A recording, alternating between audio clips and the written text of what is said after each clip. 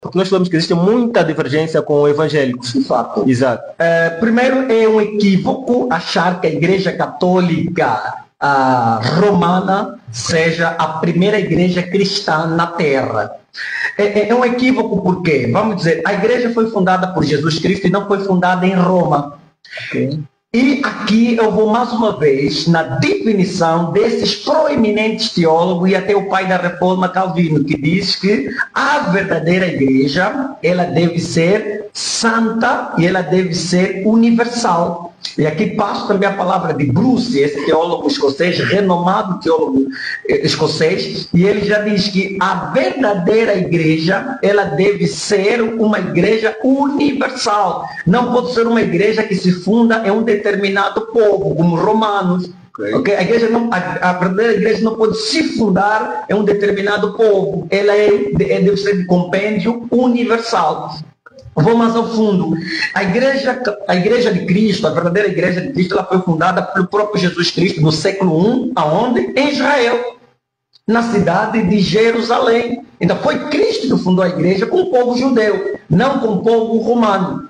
E a igreja chega em Roma, através do apóstolo Paulo, quando ele realmente vai sendo preso. Ele é preso pelo Império Romano, e como ele era um cidadão romano, ele apela para ser julgado por César. Então, Paulo é conduzido pelos romanos até Roma. Enquanto Paulo espera o julgamento, ele dava liberdade para pregar o evangelho. Então, Paulo, não é ele que começa o evangelho em Roma. Paulo já encontra um povo em Roma. Quando Paulo escreve a carta aos romanos, ele ainda não estava em Roma. Ok. Ele ainda estava em Jerusalém. Ele promete visitar os romanos. Ele ainda não está em Roma, ele promete visitar os romanos. Ele é conduzido em Roma pela graça de Deus, e lá ele tem a oportunidade de se encontrar com os romanos. Esses primeiros cristãos se convertem na primeira pregação de Pedro, em Atos capítulo 2. A Bíblia diz que naquele dia havia romanos que entregaram a vida para Jesus. Eles eram prosílitos judeus, ou seja, romanos que haviam se convertido ao judaísmo. Ao ouvirem, em Atos capítulo de número 2, a pregação de Pedro, eles se convertem ao cristianismo e levam o evangelho em Roma, mas não tinham um líder. Quando Paulo é preso, ele dá a liberdade para pregar o evangelho em Roma. Então ele chama os irmãos e começa a ensinar o cristianismo naquele povo. Okay. E quem conta essa história é o grande e célebre livro de Eusébio de Cesareia. É a fonte mais proeminente que o cristianismo tem para se extrair essa fonte de como é que o cristianismo chega em Roma. Então, Paulo é o primeiro pastor em Roma. E o que acontece? Essa igreja não é única, exclusiva. Antes de existir a igreja em Roma, ela já havia na África. Certo. Okay? Já havia na África, na Alexandria, no Egito, por exemplo, na Argélia, e em todo o Médio Oriente, na Arábia Saudita. Ou seja, a igreja estava em todos os continentes. Em Atos capítulo 20, o apóstolo Paulo começa a dizer: o evangelho que foi pregado em todo o mundo. Então não é só em Roma, mas em todo o mundo da época. Ok?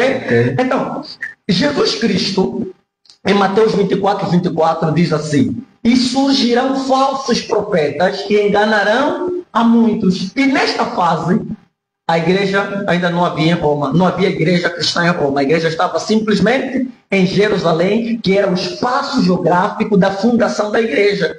Então, a igreja não foi fundada em Roma, no Ocidente. A igreja foi fundada em Israel, no Médio Oriente.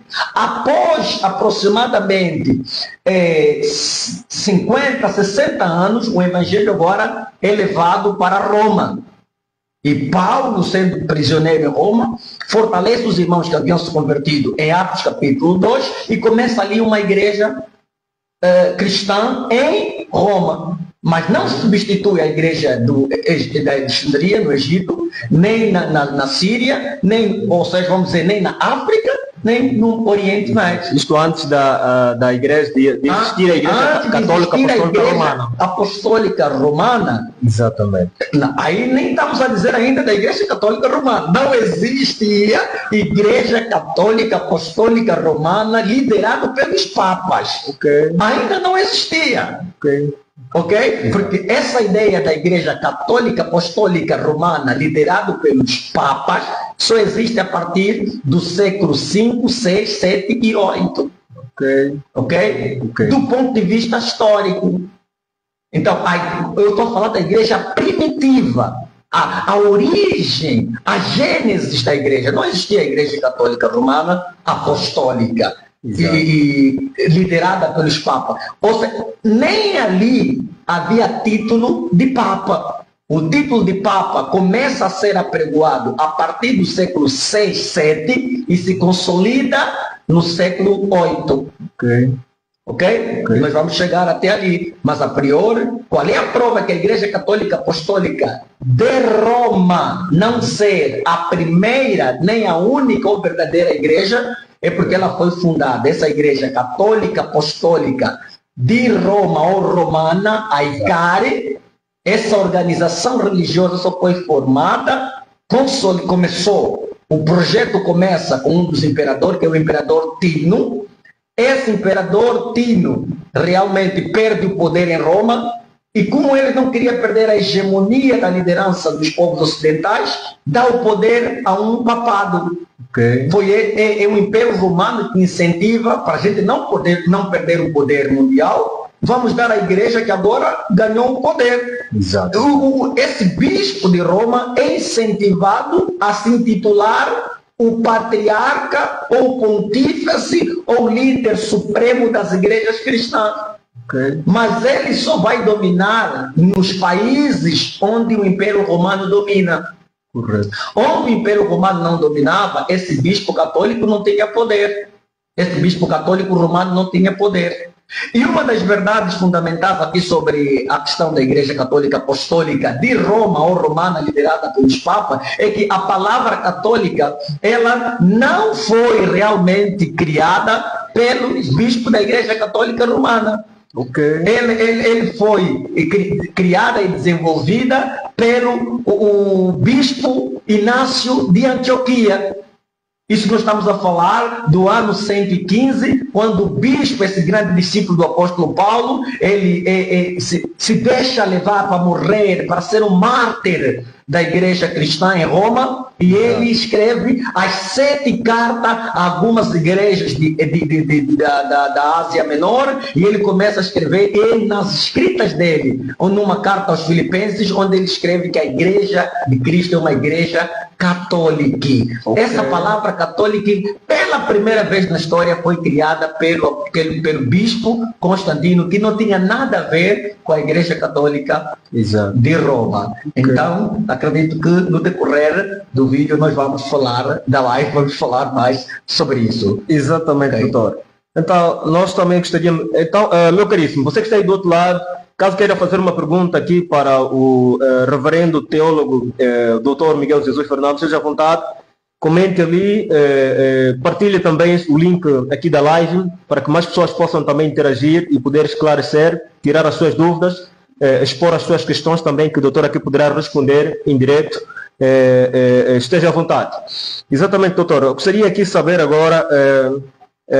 o que é que, afinal de contas, quais são as garantias, ou seja, quais são as doutrinas que nós podemos garantir que realmente os evangélicos ou a igreja evangélica, já que o doutor acabou agora de definir um bocadinho sobre o catolicismo, sobre a igreja católica, agora eu gostaria de saber também da visão evangélica. Okay. Exatamente o que é que nos dá de base religiosa que os evangélicos ou a igreja evangélica é a verdadeira igreja. Ok, muito obrigado.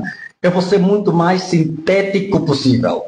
Começarei por definir, pego de novo as palavras, vou citar as palavras de João Calvino, que é um grande pai da reforma protestante, esse grande teólogo. Ele dizia o seguinte, reitero, a igreja verdadeira é um conjunto de povos que se reúnem em qualquer lugar e que praticam um sacramento do ponto de vista santo.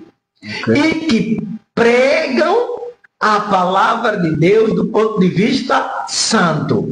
Para os reformadores da igreja, a verdadeira igreja é aquela que pratica os sacramentos, já vou falar o que é isso, pratica os sacramentos do ponto de vista santo e prega a palavra de Deus do ponto de vista santo. Por que ele coloca a palavra santa?